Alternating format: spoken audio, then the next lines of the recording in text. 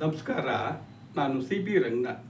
ಪ್ರೀತಿ ಮಕ್ಕಳೇ, ನೀತಿಕತೆ ಸಂಖ್ಯೆ 503. ಇವತ್ತಿನ ಕತೆ ಪ್ರೇಮ್ ಗಣಪತಿ ದೋಸೈವಾಲ. ಎಂತೆಂಥ ಜ್ಞಾನಿಗಳು, ಪಂಡಿತರು, ಪುರಾಣ ಕಥೆಗಳನ್ನು ನೋಡ್ತಾ ಇದ್ದವ್ರು ಯಾವುದೋ ದೋಸೈವಾಲನ ಕಥೆಯನ್ನು ಕೇಳ್ತಾ ಇದ್ದೀವಿ ಅಂತ ಆಶ್ಚರ್ಯ ಆಗ್ತಾ ಇದೆಯಾ ಮಕ್ಕಳೇ? ಅದೇ ಆಶ್ಚರ್ಯ ಆಗಿದ್ದಕ್ಕೆ ನಾನು ನಿಮಗೆ ಹೇಳ್ತಾ ಇರೋದು. ಈ ಪ್ರೇಮ್ ಗಣಪತಿ ದೋಸೈವಾಲ ಎಲ್ಲಿ ಹುಟ್ಟಿದ್ದು? ನಮ್ಮ ತಮಿಳ್ನಾಡು ರಾಜ್ಯ, ತೂತುಕುಡಿ ಜಿಲ್ಲೆ, ನಾಗಲಾಪುರದ ಊರು. ಅಲ್ಲಿ ನಮ್ಮ ಈ ಪ್ರೇಮ್ ಗಣಪತಿ ಹುಟ್ಟಿದ್ದು. ಬಹಳ ಬಡ ಕುಟುಂಬ. ಈ ನಮ್ಮ ಗಣಪತಿ ಅಪ್ಪನಿಗೆ 7 ಜನ ಮಕ್ಕಳು. ಏನೋ ಅವರಪ್ಪ ಸಣ್ಣ ಉದ್ಯೋಗ ಮಾಡ್ತಾ ಇದ್ದಿದ್ದು. ಕಷ್ಟ ಕಷ್ಟ ಕಷ್ಟ ಬಡತನ. ಇವನೇ ಹಿರೇ ಮಗ. ಹಂಗೂ ಹಿಂಗೂ 10ನೇ ಕ್ಲಾಸ್ ತನಕ ನಾಗಲಾಪುರದಲ್ಲೇ ಓದ್ದ. ಮುಂದೆ ಓದಿಸೋದಕ್ಕೆ ಅವರ ಅಪ್ಪನಿಗೆ ಆಗಲಿಲ್ಲ. ಇವನಿಗೂ ಆಗಲೇ 15-16 ವರ್ಷ. ನಾನು ದುಡಿಬೇಕು, ಅಪ್ಪನಿಗೇನಾದ್ರು ಸಹಾಯ ಮಾಡಬೇಕು ಅಂಥೇಳಿ ಆತ ನಾಗಲಾಪುರದಲ್ಲಿ ತನ್ನ ವಿದ್ಯಾಭ್ಯಾಸಕ್ಕೆ ಹೆಚ್ಚು ಆದಾಯ ಬರಲ್ಲ ಅಂತ ಗೊತ್ತಾದ್ರಿಂದ ಸೀದಾ ಏನು ಮಾಡಿಬಿಟ್ಟ, ಚೆನ್ನೈಗೆ ಬಂದುಬಿಟ್ಟ. ಯಾರಿದ್ದಾರೆ ಗುರ್ತಿಲ್ಲ, ಪರಿಚಯ ಊರಿಗೆ ಬಂದಿದ್ದಾನೆ. ಅಲ್ಲಿ ಇಲ್ಲಿ ಕೆಲಸ ಹುಡುಕದ. ಎಲ್ಲಿ ಸಿಗುತ್ತೆ ಕೆಲಸ? ಕೊನೆಗೆ 10ನೇ ತರಗತಿ ಓದಿದರೆ ವಿದ್ಯಾವಂತರು ಮಾಡೋ ಕೆಲಸ ಸಿಗಲಿಲ್ಲ. ಕಸ ಹೊಡೆಯೋದು, ನೆಲ ಒರೆಸೋದು, ಅದು ಇದು ಅಂಥವೇ ಕೆಲಸ ಸಿಕ್ತು. ಆದರೆ ಇವನು ಕಷ್ಟಪಟ್ಟ ಕೆಲಸ ಮಾಡ್ತಿದ್ದ. ಯಾವುದೋ ಹೋಟ್ಲಲ್ಲಿ ಒಂದು ಸಣ್ಣ ಕೆಲಸ. ಸರಿ, ಅಲ್ಲಿ ಕೆಲಸ ಮಾಡ್ತಿರಬೇಕಾದ್ರೆ ಅವನಿಗೆ ಸಿಗ್ತಾ ಇರೋ ತಿಂಗಳಿಗೆ 250 ರೂಪಾಯಿ ಹಣ. ಅದರಲ್ಲೇನೋ ಸ್ವಲ್ಪ ಇಟ್ಕೊಂಡು ಮನೆಗೂ ಕಳಿಸ್ತಾ ಇದ್ದ. ಅವನಿಗೊಂದು ಆಸೆ, ಕನಸು. ತಾನು ಹೆಚ್ಚು ಹಣ ಸಂಪಾದನೆ ಮಾಡಬೇಕು, ತಮ್ಮದನ್ನು ಓದಿಸ್ಬೇಕು, ಅಪ್ಪ ಅಮ್ಮನ ಚೆನ್ನಾಗಿ ನೋಡ್ಕೊಳ್ಬೇಕು, ನನ್ನನ್ನು ಸಹಿತ 4 ಜನ ಗುರುತಿಸ್ಬೇಕು ಅಂತ. ಕನಸಾಗೆ ಉಳಿದ್ಬಿಟ್ಟಿತ್ತು. ಆದರೆ ಕನಸಿಗೆ ಒಂದು ರೆಕ್ಕೆ ಬಂದಿದ್ದು ಯಾವಾಗ ಅಂದರೆ, ಇವನು ಹೋಟ್ಲಿಗೆ ಒಬ್ಬ ಮುಂಬೈವಾಲ ಬಂದುಬಿಟ್ಟ. ಅವನು ಚೆನ್ನೈನವನೇ, ಅಲ್ಲಿದ್ದಾನೆ. ಅವನೇನು ಕೆಲಸ ಮಾಡ್ತಿದ್ದಾನೆ ಗೊತ್ತಿಲ್ಲ. ಆದರೆ ನಮ್ಮ ಪ್ರೇಮ್ ಗಣಪತಿ ಮುಂದೆ ಹೇಳ್ದ, ನಾನು ಬಹಳ ದೊಡ್ಡ ಕೆಲಸದಲ್ಲಿದ್ದೀನಿ, ಬಹಳ ಜನಕ್ಕೆ ಕೆಲಸ ಕೊಡ್ತಿದ್ದೀನಿ, ನೀನು ಒದ್ದಾಡ್ತಾ ಇದ್ದೀಯ, ಬರೀ 250 ರೂಪಾಯಿ ಅಲ್ವಾ? ನೀನು ನನ್ನ ಜೊತೆಗೆ ಮುಂಬೈಗೆ ಬಂದುಬಿಡು, ತಿಂಗಳಿಗೆ 1200 ರೂಪಾಯಿ ಕೆಲಸ, ಯಾರಿಗುಂಟು ಯಾರಿಗಿಲ್ಲ ಅಂಥೇಳಿ ಅವನಿಗೆ ಕನಸನ್ನು ನೀಡಿದ. ಇವನು ಮನೇಲಿ ಹೇಳಿದರೆ ಕಳಿಸಲ್ಲ ಅಂಥೇಳಿ ಮುಂಬೈ ವಾಲನ ಜೊತೆಗೆ ತಾನು ಇರೋದು 2 ಬಟ್ಟೆ ತೊಗೊಂಡು ಸೀದಾ ಹೇಳಿದೆ ಬಾಂಬೆಗೆ ಬಂದ. ಬಾಂದ್ರಾ ಸ್ಟೇಷನಲ್ಲಿ ಇಳಿದುಬಿಟ್ಟ. ಎಲ್ಲ ಕಡೆಗೂ ಮರಾಠಿ ಹಿಂದಿ. ಇವನು ಅಪ್ಪಟ ತಮಿಳು ಬಿಟ್ಟರೆ ಬೇರೆ ಭಾಷೆ ಗೊತ್ತೇ ಇಲ್ಲ. ಬಾಂದ್ರಾ ರೈಲ್ವೆ ನಿಲ್ದಾಣದಿಂದ ಹೊರಗಡೆ ಕರ್ಕೊಂಡು ಬಂದ. ನೋಡು ತಂಬಿ, ನೀನು ಇಲ್ಲೇ ಕೂತ್ಕೋ. ಆ ದುಡ್ಡು ಏನಿದೆ ಸ್ವಲ್ಪ ಕೊಡು, ಆಟೋದಲ್ಲಿ ಹೋಗಿ ಬರಬೇಕು, ಟ್ಯಾಕ್ಸಿ ಮಾಡ್ಕೊಂಡು ಹೋಗ್ತೀನಿ. ಈಗ ಆಫೀಸು ಇವತ್ತಿನ ದಿನವೇ ನೀನು ಕೆಲಸಕ್ಕೆ ರಿಪೋರ್ಟ್ ಮಾಡ್ಕೊಂಡು ಹೋಗ್ಬೇಕು, ಏನು ಯೋಚನೆ ಮಾಡಬೇಡ, ಅಡ್ವಾನ್ಸ್ ಕೊಟ್ಟು ಬಿಡ್ತಾರೆ, ನೀನು ಒಂದು ಮನೇನೂ ಕೊಡ್ತಾರೆ, ಹಾಗೆ ಹೀಗೆ ಅಂತ ಹೇಳಿದಾಗ ಇವನು ಜೋಬೆಲ್ಲ ತಡ್ಕಾಡ್ದ. ನಮ್ಮ ಗಣಪತಿ ಹತ್ರ 200 ರೂಪಾಯಿ ಇತ್ತು, ಕೊಟ್ಬಿಟ್ಟ. ಅವನೇನು ಮಾಡ್ದ, ನೋಡು ಬಾಂಬೆಗೆ ಬಂದಿದ್ಯಾ ತಂಬಿ, ಹೇಳ್ತಾ ಇದ್ದೀನಿ, ನಾನು ನೀವೆಲ್ಲ ತಮಿಳರು ಪರವಾಗಿಲ್ಲ, ಬಾಕಿ ಭಾಳ ಮೋಸಗಾರಪ್ಪ ಬಾಂಬೆಲಿ, ಹುಷಾರು ಮೋಸ ಹೋಗಬೇಡ, ನಿಂಗೆ ಒಳ್ಳೇದಾಗಲಿ, ಬರ್ತೀನಿ ಈಗ ಅಂತೇಳಿ ಹೋಗಿಬಿಟ್ಟ. 1 ಗಂಟೆ 2 ಗಂಟೆ 3 ಗಂಟೆ ಆಯಿತು. ಇವನ ಹತ್ರ 10 ಪೈಸಾ ಇಲ್ಲ. ಹಸುವಾಗ್ತಾ ಇದೆ, ತಿನ್ನಕ್ಕೇನೂ ಇಲ್ಲ. ಅವನು ಬರಲಿಲ್ಲ. ಯಾರಿಗಾರು ಹೇಳ್ಕೊಡೋಣ, ಏನು ಮಾಡೋಣ, ನೀರು ಕೇಳೋದಕ್ಕೂ ಏನು ಕೇಳಬೇಕು ಗೊತ್ತಿಲ್ಲ. ಇವನು ಒದ್ದಾಡೋದು ನೋಡಿ ಅಲ್ಲಿರೋರೆಲ್ಲ, ಇಂಥವ್ರು ಎಷ್ಟೋ ಜನ ಇರ್ತಾರೆ, ಲಕ್ಷಾಂತರ ಜನ ಬಾಂಬೆನಲ್ಲಿ. ಅವಾಗ ಒಬ್ಬ ತಮಿಳ ಇವನು ನೋಡ್ದ, ಓಹೋ ನಾವುದಿದು ತಮಿಳ ಹುಡುಗ ಅಂಥೇಳಿ, ತಂಬಿ ಏನ ಅಂತೇಳಿ ಅವನಿಗೆ ವಿಚಾರದ. ಇವನಿಗೆ ಸ್ವರ್ಗ ಸಿಕ್ಕಂಗೆ ಆಗ್ಬಿಡ್ತು. ಎಲ್ಲ ಗೊಳೋ ಅಂತ ಹೇಳ್ಕೊಂಡು ಕಣ್ಣೀರು ಹಾಕ್ಬಿಟ್ಟ, ನನಗೆ ಹಿಂಗಾಯ್ತು ಅಂತ. ಅವನಿಗೆ ಪಾಪ ಅಯ್ಯೋ ಪಾಪ ಅಂತ ಎಷ್ಟಾದರೂ ನಮ್ಮೂರಿನಿಂದ ಬದ್ದೇನು ಹುಡುಗ ಅಂಥೇಳಿ ಹೆದರಬೇಡ ಅಂಥೇಳಿ ಹೆಗಲ ಮೇಲೆ ಕೈ ಹಾಕಿ ಒಂದು ದೇವಸ್ಥಾನಕ್ಕೆ ಕರ್ಕೊಂಡು ಹೋದ.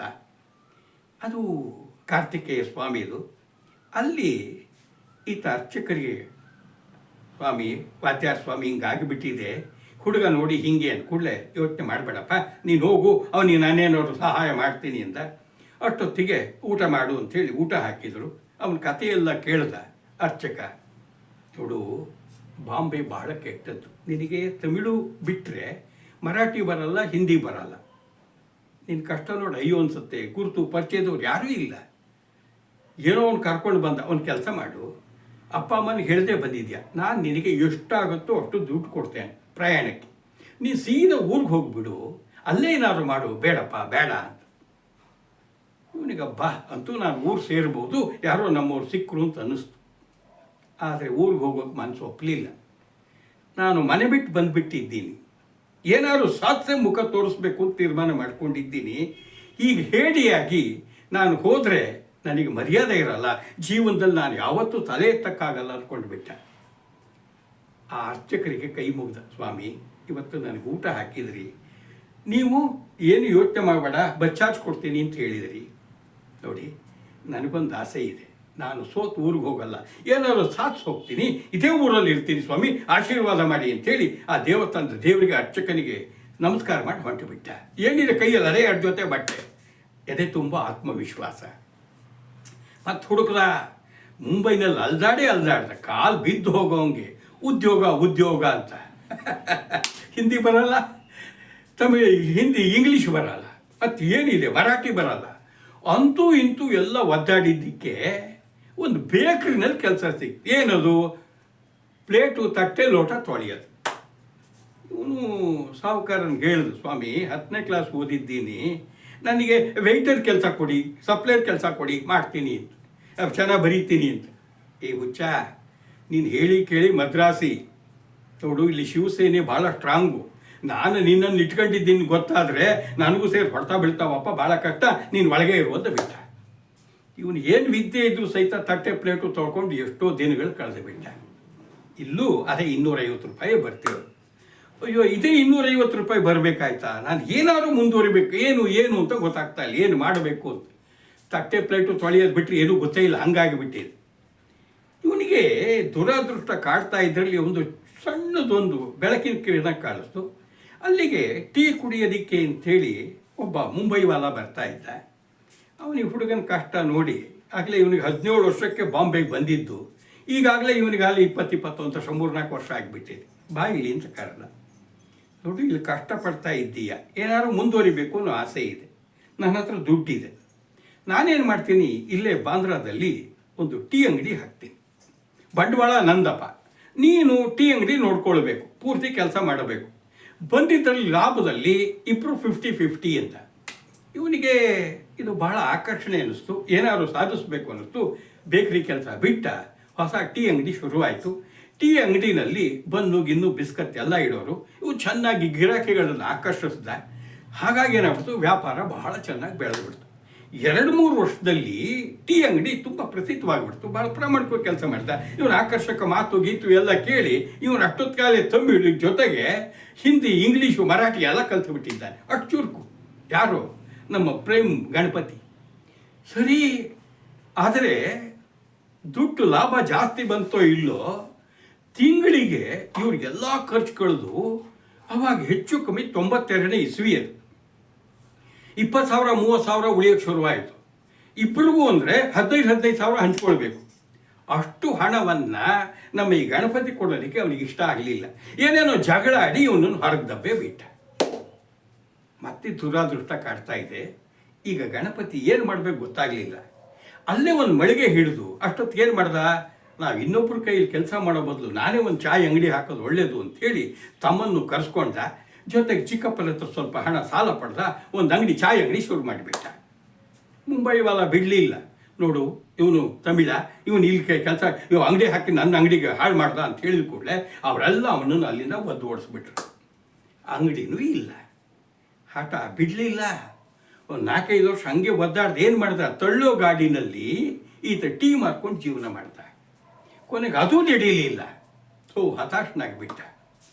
ಈಗ ಅಮ್ಮ ಮನೆಯಲ್ಲಿ ಇಡ್ಲಿ ದೋಸೆ ಮಾಡ್ತಿದ್ದು ಚೆನ್ನಾಗಿ ನೆನಪಿತ್ತು. ಇವನು ಅಮ್ಮನಿಗೆ ಸಹಾಯ ಮಾಡ್ತಾ ಇದ್ದ. ಅದು ಇವನಿಗೆ ಸಹಾಯಕ್ಕೆ ಬಂತು. ಇವನೇನು ಮಾಡ್ದ, ಇತ್ತಲ್ಲಪ್ಪ ಗೊತ್ತಿತ್ತು, 1997ರಲ್ಲಿ ತಳ್ಳೋ ಗಾಡಿನಲ್ಲಿ ಇಡ್ಲಿ ಮತ್ತು ದೋಸೆಯನ್ನು ಮಾಡೋಕ್ಕೆ ಶುರು ಮಾಡ್ದ. ವ್ಯಾಪಾರ ಚೆನ್ನಾಗಿ ಶುರು ಆಗಿಬಿಡ್ತು. ಇವನೇನು ಮಾಡ್ದ, ಈಗ ವಾಸಿ ರೈಲ್ವೆ ಸ್ಟೇಷನ್ ಎದುರು ಭಾಗದಲ್ಲಿ ಒಂದು ಮಳಿಗೆ ಬಾಡಿಗೆಗೆ ತಗೊಂಡು ದೋಸೆ ಹೋಟ್ಲು ಶುರು ಮಾಡಿಬಿಟ್ಟ. ಯಾವಾಗ? 1999. ಚಿಕ್ಕಪ್ಪ ಬಂಡವಾಳ ಕೊಟ್ಟಿದ್ರು, ತಮ್ಮ ಸಹಾಯಕ್ಕಿದ್ದಾನೆ, ಧೈರ್ಯವೋ ಧೈರ್ಯ. ಇಲ್ಲಿಂದ ಜೀವನದಲ್ಲಿ ಯಾವತ್ತೂ ತಿರುಗು ನೋಡಲೇ ಇಲ್ಲ. ಸಣ್ಣ ಹೋಟ್ಲಾದರೂ ಸಹಿತ ಶುಚಿ ರುಚಿ, ಇಡ್ಲಿ ಜೊತೆಗೆ ವಡ, ದೋಸೆಗಳಲ್ಲಿ ಈತ ಒಂದು 50 ವಿಧದ ದೋಸೆ ಮಾಡೋಕ್ಕೆ ಶುರು ಮಾಡಿಬಿಟ್ಟ. ಮಸಾಲೆ ದೋಸೆ, ಖಾಲಿ ದೋಸೆ, ಬೆಂಡೆ ದೋಸೆ, ಗೋಪನ್ ದೋಸೆ, ಈರುಳ್ಳಿ ದೋಸೆ, ಕ್ಯಾರೆಟ್ ದೋಸೆ, ಬೀಟ್ರೂಟ್ ದೋಸೆ, ಸೌತೆಕಾಯಿ ದೋಸೆ, ಏನೇನೋ ಮಾಡ್ತಿದ್ದಾನೆ. ಆ ದೋಸೆ ರುಚಿಗೆ ಜನ ಮುಗಿ ಬೀಳ್ತಾ ಇದ್ದ. ಇದರಿಂದ ಏನಾಗಬೇಕಾಯಿತು, ಅಲ್ಲಿ ಸೆಂಟರ್ 1 ಮಾಲ್ ಅಂತೇಳಿ ವಾಸಿನಲ್ಲಿ ಒಂದು ದೊಡ್ಡ ಹೊಸ ಮಾಲ್ ಆಯಿತು. ಅಲ್ಲಿ ಪ್ರತಿಷ್ಠಿತವಾದಂಥ ಅಂಗಡಿಗಳೆಲ್ಲ ಇದ್ದವು. ಇವನೇನು ಮಾಡ್ದ, ಕೈಯಲ್ಲಿ ಬಂಡವಾಳ ಇತ್ತು, ಎಲ್ಲಿಗೆ ಆ ಸೆಂಟರ್ 1 ಮಾಲ್ ವಾಶಿನಲ್ಲಿ ತನ್ನ ದೋಸಾ ಪ್ಲಾಜಾ ಶುರು ಮಾಡಿದ. ಪ್ರೇಮ್ ಗಣಪತಿ ದೋಸಾ ಪ್ಲಾಜಾ ಅಂಥೇಳಿ ಏನಿದೆ, ಹೈಟೆಕ್ ಹೋಟೆಲ್. ತಳ್ಳೋ ಗಾಡಿಲಿದ್ದವನು ಇವತ್ತು ಈ ಸ್ಥಿತಿಗೆ ಬಂದುಬಿಟ್ಟ. ಇದಕ್ಕೆ ತಕ್ಕಂಗೆ ಅಪ್ಡೇಟ್ ಮಾಡಿಕೊಂಡ ತನ್ನ ವ್ಯಾಪಾರವನ್ನು. ಈಗ 100 ರೀತಿಯ ದೋಸೆಗಳನ್ನು ಮಾಡೋಕ್ಕೆ ಶುರು ಮಾಡ್ದ. ಹೊಸ ಹೊಸ ರುಚಿ, ಜನಕ್ಕೆ ಹುಚ್ಚು ಹಿಡಿದು ಬಿಡ್ತು. ದೋಸೆ ಗರಿ ಗರಿಯಾಗಿದೆ, ಬಣ್ಣ ಇದೆ, ಕೆಂಪಿದೆ, ಘಮ ಘಮ ವಾಸನೆ, 100 ಥರದ್ದು. ನಾನು ಹೇಳಿದ್ದಲ್ಲಿ ನ್ಯೂಡಲ್ಸ್ ಗೀಡಲ್ಸ್ ಇನ್ನೇನೇನೋ ಹಾಕಿ ದೋಸೆಗಳು ಪ್ರಯೋಗ ಮಾಡಿಬಿಟ್ಟ. ಅಲ್ಲಿಂದ 10 ವರ್ಷದಲ್ಲಿ 2012ನೇ ಇಸ್ವಿ ಅಷ್ಟೊತ್ತಿಗೆ ಆತ ಭಾರತ, ಬಾಂಬೆಯಲ್ಲಿ ಮಾತ್ರ ಅಲ್ಲ, ನ್ಯೂಜಿಲೆಂಡು, ಒಮೆನ್ನು, UAE ಇಲ್ಲೆಲ್ಲವೂ ಸಹಿತ ಒಟ್ಟು 45 ದೋಸಾ ಪ್ಲಾಜಾಗಳನ್ನು ಆರಂಭ ಮಾಡಿಬಿಟ್ಟ. ಏನು ವ್ಯಾಪಾರ, ಅದೇನು ಅವನಿಗೆ ಡಿಮ್ಯಾಂಡು, ಅವನು ಮುಟ್ಟಿದ್ದೆಲ್ಲ ಚಿನ್ನ. ಇವನೀಗ 45 ದೋಸಾ ಪ್ಲಾಜಾಗಳನ್ನು ನಡೆಸ್ತಾ ಇರುವ ಶ್ರೀಮಂತ ಮಾಲೀಕ. ಸಾವಿರಾರು ಜನಕ್ಕೆ ಉದ್ಯೋಗ ಕೊಟ್ಟಿದ್ದಾನೆ, ಕೋಟ್ಯಾಂತರ ರೂಪಾಯಿ ವ್ಯವಹಾರ ಮಾಡ್ತಾ ಇದ್ದಾನೆ. ಅವತ್ತು ಬಾಂದ್ರಾ ಸ್ಟೇಷನ್ನಲ್ಲಿ ಒಂದು ಊಟಕ್ಕಿಲ್ಲದೆ ನಿಂತಹ ನಮ್ಮ ಪ್ರೇಮ್ ಗಣಪತಿ ಇವತ್ತು ಈ ಮಟ್ಟಕ್ಕೆ ಬೆಳೆದುಬಿಟ್ಟಿದ್ದಾನೆ. ಇವತ್ತು ಆಶ್ಚರ್ಯ ಆಗತ್ತೆ. ಯಾಕೆ? ಬಾಂಬೆ ಅಂದ ಕೂಡಲೇ ವಡಾಪಾವ್, ವಡಾಬಾಜಿ, ಬೇಲ್ಪುರಿ, ಚಿಕನ್ ಕಬಾಬ್ ಇವೇ ಜಾಸ್ತಿ. ಇಂಥ ಕಡೆಗೆ ನಮ್ಮ ಮದ್ರಾಸಿ, ದಕ್ಷಿಣ ಭಾರತದ ಇಡ್ಲಿ ವಡ, ದೋಸೆ 145, 150 ರೀತಿ ದೋಸೆಗಳನ್ನು ಮಾಡಿ ದೋಸೆಯ ಜನಪ್ರಿಯತೆ ಹೆಚ್ಚಿ ದೋಸಾ ಪ್ಲಾಜಾ ಇಂಟರ್ನ್ಯಾಷನಲ್ ಲೆವೆಲಲ್ಲಿ ಹೆಸರಾಗೋಂಗೆ ಮಾಡಿಬಿಟ್ಟಿದ್ದಾನೆ. ಹಠ ಛಲ ಇದ್ದರೆ ಏನು ಬೇಕೋ ಮಾಡಬಹುದು ಅನ್ನೋದಕ್ಕೆ ಯಾರು, ನಮ್ಮ ಪ್ರೇಮ್ ಗಣಪತಿ ದೋಸಾವಾಲ ಹೆಸರಾಗಿರೋದು ನೋಡಿ. ಇವತ್ತು ಅವನಿಂದ ಈ ನಿರುದ್ಯೋಗಿಗಳಿಗೆ ನೀವು ಕಷ್ಟಪಟ್ಟರೆ ಏನು ಬೇಕೋ ಸಾಧಿಸ್ಬೋದು, ಹೇಗೆ ಬೆಳಿಬೋದು ಅನ್ನೋದಕ್ಕೆ ಮಾದರಿಯಾಗಿದ್ದಾನೆ. ಜೊತೆಗೆ ಇಷ್ಟೆಲ್ಲ ಸ್ಪರ್ಧೆಗಳ ನಡುವೆ ನೀನು ಹೇಗೆ ಬದುಕಿದ್ದೀಯಾ ಅಂದರೆ ನಗುತ್ತಾನೆ. ಯಾಕೆ? ಇವನು ಕೊಡೋ ಸರ್ವಿಸ್ ಇದೆಯಲ್ಲ, ಗಿರಾಕಿಗಳ ಜೊತೆ ವ್ಯವಹಾರ ಮಾಡೋದು, ಉತ್ತಮ ಗುಣಮಟ್ಟದ ತಿಂಡಿ ತಿನಿಸುಗಳನ್ನು ಕೊಡೋದು, ನಯ ವಿನಯಗಳು, ಅವನ ಗುಣ ಸ್ವಭಾವ ಅವನು ಈ ಮಟ್ಟಕ್ಕೆ ಬೆಳೆಸಿದೆ. ಮಕ್ಕಳೇ, ನೆನಪಿರಲಿ, ಹಠ ಛಲ ಇದ್ದರೆ, ಕಠಿಣ ಪರಿಶ್ರಮ ಇದ್ದರೆ ದೋಸಾವಾಲ್ ಅಂತಾರ ಯಾರು ಬೇಕಾದ್ರೂ ಬೆಳಿಬೋದಲ್ವಾ? ನಮಸ್ಕಾರ.